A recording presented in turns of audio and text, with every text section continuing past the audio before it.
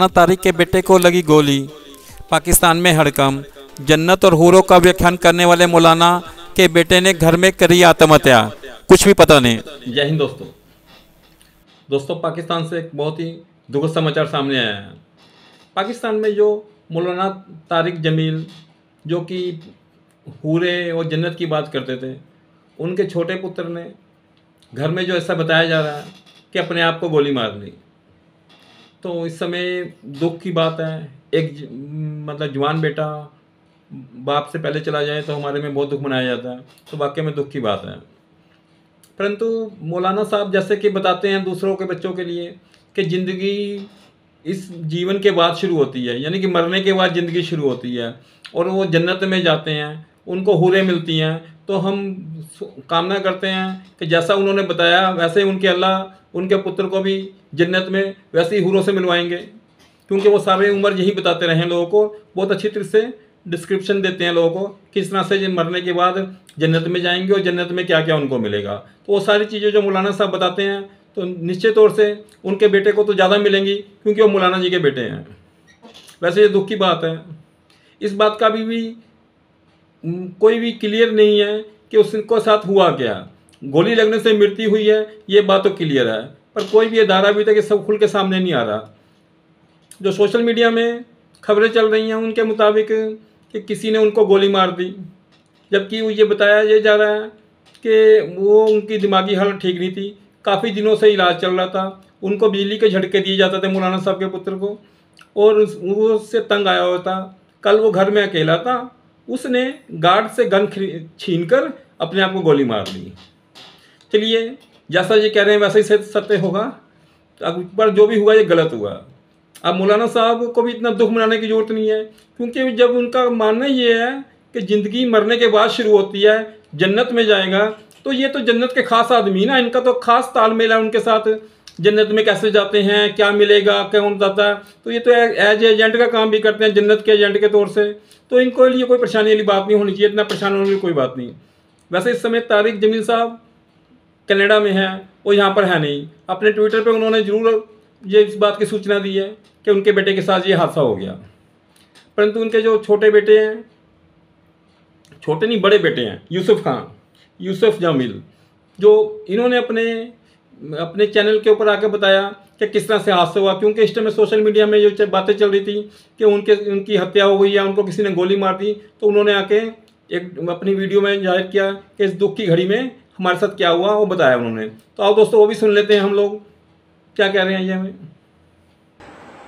मैं इंतहाई बोझल दिल से, इंतहाई मुश्किल से ये वीडियो मैसेज रिकॉर्ड करवा रहा हूँ कि आज शाम को मेरे छोटे भाई आसिम जमील की डेथ हो गई, जो कि एक बहुत बड़ा हमारी फैमिली के लिए सान्या है। लेकिन इस तकलीफ़ की हालत में भी मुझे मीडिया पे इसलिए हाज़िर होना पड़ा कि बहुत सी नेगेटिव ख़बरें, मुख्तलिफ़ ख़बरें, गलत ख़बरें मीडिया पर चलाई जा रही हैं। मैं उनकी वजाहत के लिए हाज़िर हुआ हूँ कि मेरे भाई आसिम जमील बचपन से शदीद डिप्रेशन के मरीज़ थे और पिछले 6 माह से उनको जो उनकी बीमारी की शिद्दत की वजह से इलेक्ट्रिक शॉक लगाए जा रहे थे ताकि उनकी डिप्रेशन को, उनकी बीमारी को कंट्रोल किया जा सके।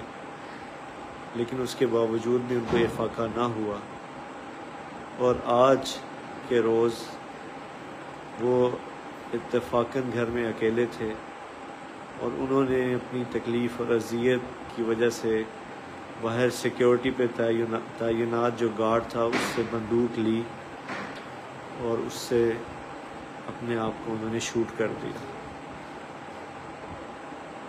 इन्ना लिल्लाहि व इन्ना इलैहि राजिऊन। इसके अलावा जितनी भी बात की जा रही है, कोई दुश्मनी थी, किसी ने हमला किया, ऐसी कोई बात नहीं है। ये अल्लाह की तकदीर थी और हम अल्लाह के इस फैसले पर राज़ी हैं। आप सबसे दुआओं की दरख्वास्त है। अस्सलामु अलैकुम वरहमतुल्लाह। आइए, पाकिस्तान से आरजू काजवी जी हैं, वो भी बता रही हैं हमें इस हादसे के बारे में, जो अभी तक उनको सोशल मीडिया से पता लगा या दूसरे सोर्स से पता लगा, वो शेयर कर रही हैं। आइए उनकी बात भी हम लोग सुनते हैं। पहले मौलाना तारिक जमील की। जी हाँ, मौलाना तारिक जमील सभी उनको जानते हैं, वही जो बहुत हूरों के किस्से सुनाते हैं और पूरा हुलिया हूरों का बताते हैं, और कई इस तरह की चीज़ों की वजह से, कई इस तरह की बातों की वजह से मौलाना तारिक जमील को सब लोग बहुत अच्छे से जानते हैं। ना सिर्फ ये कि हिंदुस्तान में, पाकिस्तान में, बल्कि दुनिया में जहाँ भी उर्दू समझने वाले लोग या हिंदी समझने वाले लोग रहते हैं, वो मौलाना तारिक जमील को जानते हैं। तो जी, मौलाना तारिक जमील की हमने आपको लास्ट वीडियो में बताया ही था कि वो कनाडा में अपने एक बेटे के साथ हैं, और उन्हीं के दूसरे बेटे जो पाकिस्तान में मौजूद थे, यानी कि आसिम जमील नाम बताया जा रहा है, उन्होंने जी खुदकुशी कर ली है। जी हाँ, बताया ये गया है कि मौलाना तारिक जमील के बेटे आसिम जमील ने अपने गार्ड से गन लेके, यानी जो बॉडीगार्ड साथ में था उनके, उनसे गन लेके अपने आप को गोली मार दी है। ये भी बताया जा रहा है कि जी वो काफ़ी डिप्रेशन में रहते थे, डिप्रेशन के पेशेंट थे, और उसके अलावा ये कि डिप्रेशन के लिए वो कुछ मेडिसिन भी ले रहे थे। कुछ टाइम पहले उनकी शादी हुई थी, लेकिन उनकी वाइफ जो है वो उनको छोड़कर किसी वजह से अलग रह रही थी। इस वजह से भी बताया जा रहा है कि उनको बहुत ज़्यादा जो है वो डिप्रेशन था, और इसी के चलते कहा ये गया कि जी उन्होंने अपने गनमैन से गन छीनी है और उसके बाद अपने आप को गोली मार ली। इसकी पुलिस वालों का कहना है कि इस बात की जो है वो सीसीटीवी फुटेजेस भी मौजूद हैं और वो दिखाई जा सकती हैं।